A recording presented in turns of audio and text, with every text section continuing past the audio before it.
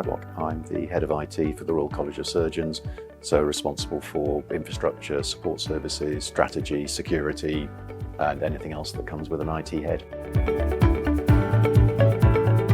We were struggling to recruit and retain staff.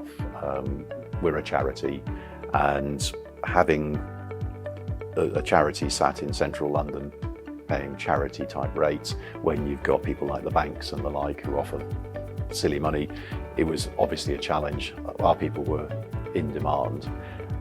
We were looking at it and we felt that the best solution was to outsource, because if we can't retain and recruit, hopefully a services company would be able to bring people in, but also have the depth of skill that if somebody left, then we could pick up, they could pick up the load and we could deliver the service to our users that we need to deliver, rather than having a gap and then struggling to keep people working.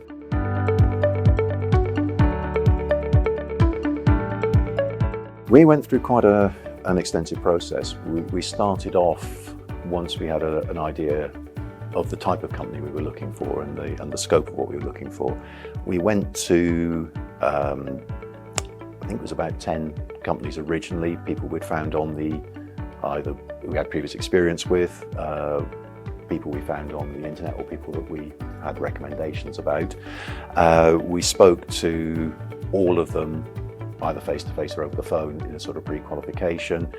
Eventually we selected a short list of about 7 that we went to a tender exercise with, and then from that sort of sifted out the ones who could meet our requirements, that were affordable, and came up with basically a short list who then came and presented to a wider group of users.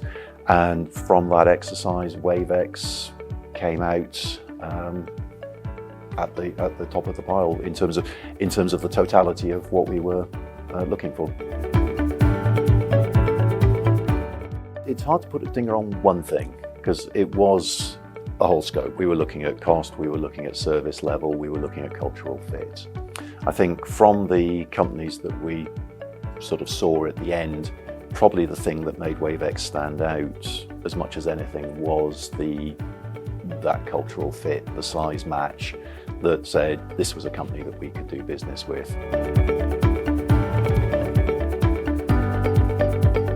The onboarding process was probably a little bit longer than I think any of us were expecting, for no fault of anybody. I was very pleased and impressed with the way Wavex stepped in to help us out when it became obvious it was going to be longer, to fill a gap that we had in the team because the in-house team had decided not to be part of the process. But I think that also helped, particularly from the user perspective of the switch over to Wavex providing the services full. The staff knew us, they knew our environment, and of course our staff knew the Wavex people. And that's been very transparent, and we've had nothing but positive feedback that's come back to me about the service that's being offered. So that was really good.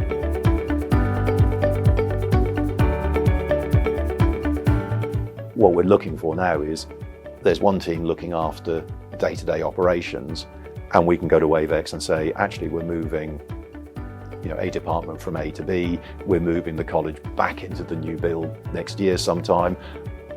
Actually, we need so many people, and you're able to provide that. And we're not overloading one or the other when we're doing things in a timely fashion.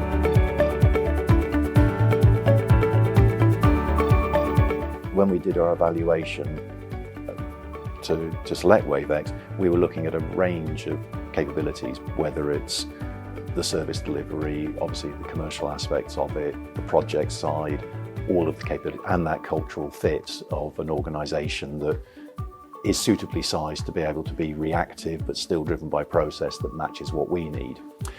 At the end of the day, what pushed us down the line is it was the overall piece. It wasn't the cheapest solution, it wasn't necessarily the one that scored the highest on the functional piece, but in terms of the broad measure, Wavex were the ones that came out on top. It's the package that you offer that that actually fits with the college.